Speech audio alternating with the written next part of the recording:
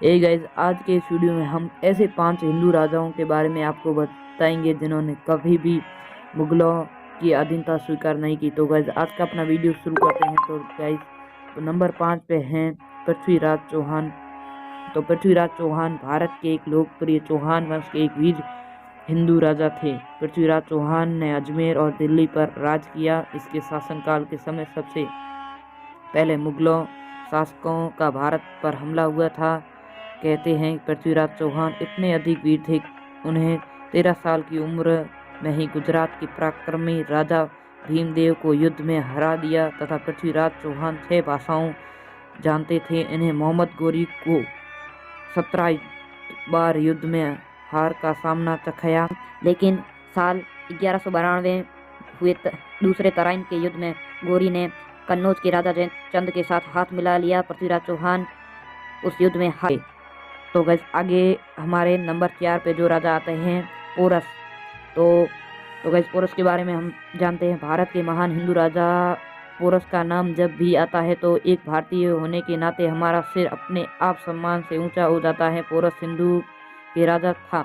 इन्हें सिकंदर के साथ इतनी वीरता से युद्ध लड़ा कि विश्व विजेता सिकंदर भी उनके साहस के सामने झुक गया। राजा पोरस का साम्राज्य सिंधु नदी से लेकर चेनाब नदी तक फैला हुआ था। महान पोरस और सिकंदर के बीच हाइडे स्पीच का युद्ध 326 ईस्वी ईसा पूर्वी में हुआ था। इनकी मृत्यु की सही तारीख के को कोई परिणाम नहीं मिलते हैं। हालांकि कुछ इतिहासकार कहते हैं कि राजा पोरस की मृत्यु 1321 से 1315 ईसा पूर्वी के बीच हुई थी। तो गैस, हमारे 3 पर हैं सम्राट अशोक।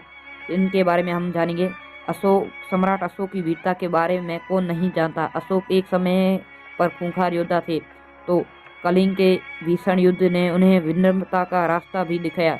इस युद्ध के बाद अशोक ने बौद्ध धर्म अपना लिया था, शांति की ओर चल पड़े थे। कहा जाता है कि कलिंग के युद्ध के समय लगभग 1 लाख लोगों की मृत्यु हुई थी। सम्राट अशोक के साम्राज्य की बात करें तो वह उत्तर में हिंदुकुश से लेकर दक्षिण में गोदावरी तक यानी बांग्लादेश, अफगानिस्तान और ईरान तक फैला हुआ था। नंबर 4 पे आते हैं गाइस महाराणा प्रताप। इन्हें हर कोई जानता है। महाराणा प्रताप की वीरता के बारे में तो हमने स्कूल टाइम में से ही पढ़ना शुरू कर दिया था।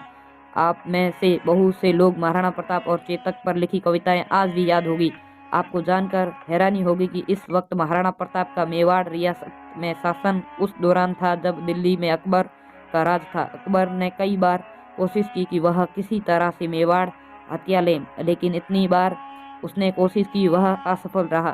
कहते हैं महाराणा प्रताप 72 किलो का कवच पहनते थे, उनका भाला 81 किलो का था। तो गाइस, नंबर 1 पे आते हैं वीर शिवाजी महाराज।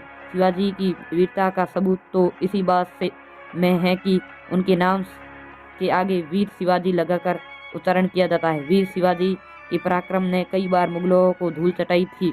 उनके पिता का नाम शाहजी राजे भोसले था और माता का नाम जीजाबाई था। हालांकि कहते हैं कि इनका पालन पोषण उनके स्थानीय संरक्षक दादाजी कोडदेव, जीजाबाई और समर्थ गुरु रामदास की देख रेख में हुआ था। शिवाजी शायद कुछ गिने चुने हिंदू राजाओं में होंगे जिन्हें लेकर कहा जाता है कि उनकी सेना में मुस्लिम योद्धा भी थे।